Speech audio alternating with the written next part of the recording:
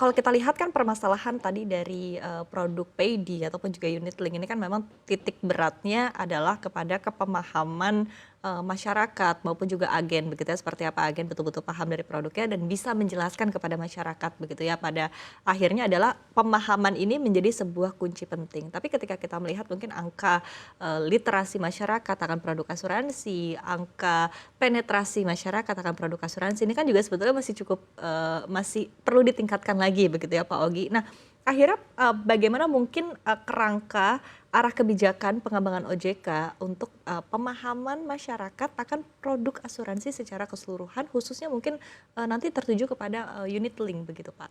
Ya, untuk pemahaman unit link secara umum kita mewajibkan agar setiap perusahaan asuransi itu punya program edukasi konsumen. Mhm. Itu wajib dilakukan dan dilaporkan kepada OJK pelaksanaan daripada edukasi literasi terhadap konsumen ya. Bisa dilakukan secara sendiri-sendiri atau kita bersama-sama dengan asosiasi atau bersama OJK juga kita sebagai contoh terakhir kita berkunjung ke kota Jember misalnya, kota yang mungkin tidak tersentuh dan sebagainya, kita memperkenalkan mengenai asuransi dan risiko-risiko dan pemahaman masyarakat terhadap produk-produk asuransi ya. Nah jadi dengan adanya kewajiban untuk melakukan edukasi terhadap konsumen, literasi itu kita berharap bahwa masyarakat lebih paham. Tapi itu satu hal yang mesti kita lakukan. Tapi dari perusahaan asuransi sendiri bagaimana mengeluarkan produk yang memang sesuai. Oke. Nah sekarang setiap produk yang dikeluarkan itu harus disetujui oleh komite produk yang ada di perusahaan masing-masing ya. Oke, Jadi setiap ya. perusahaan punya komite produk. Jadi harus setujui sebelum itu disampaikan ke OJK. Dan OJK itu membagi mengenai produk asuransi yang dijual itu ada yang sifatnya itu perlu mendapatkan izin dari OJK. Tapi ada juga yang hanya pelaporan.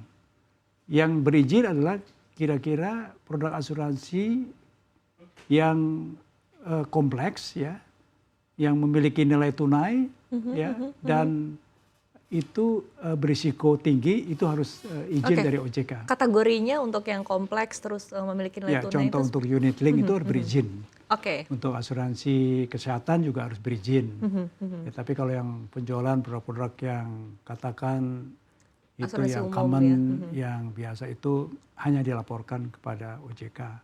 Itu juga antara perbaikan supaya industri lebih fleksibel, menunggu perizinan yang lama dan sebagainya, itu bisa langsung hanya dilaporkan. Tapi kalau yang kompleks, yang memiliki nilai tunai, yang berisiko tinggi itu harus mendapatkan persetujuan dari OJK. Baik baik baik. Nah, ke depannya Pak, tadi sekali lagi ya mungkin lebih detail berkaitan dengan, arah perbaikan yang masih diperlukan dalam tata kelola dan juga desain produk, paydi ataupun juga unit link agar perlindungan konsumen ini bisa tercapai secara optimal, seperti apa sih Pak mungkin, arahan ataupun juga, ekspektasi dari OJK yang bisa dilakukan oleh, para pelaku industri secara keseluruhan begitu Pak? Iya, kita memonitor bagaimana pelaksanaan daripada peraturan-peraturan yang ada, karena OJK itu punya tugas untuk pengawasan secara prudensial dan pengawasan market conduct. Ya, apakah perilaku pelaku usaha jasa keuangan itu menjalankan perilaku penjualan itu dengan baik atau tidak? Itu kita punya dua bidang, prudensial dan juga market conduct.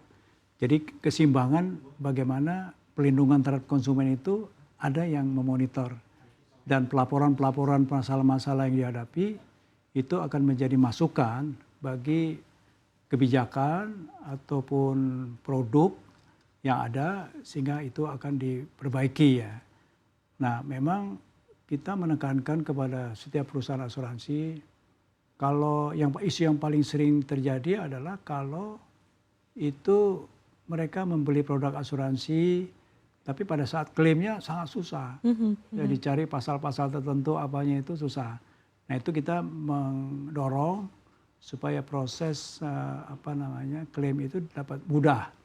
Sehingga akan timbul kepercayaan ya kepada industri perasuransian yang belakangan ini orang nggak percaya dengan asuransi.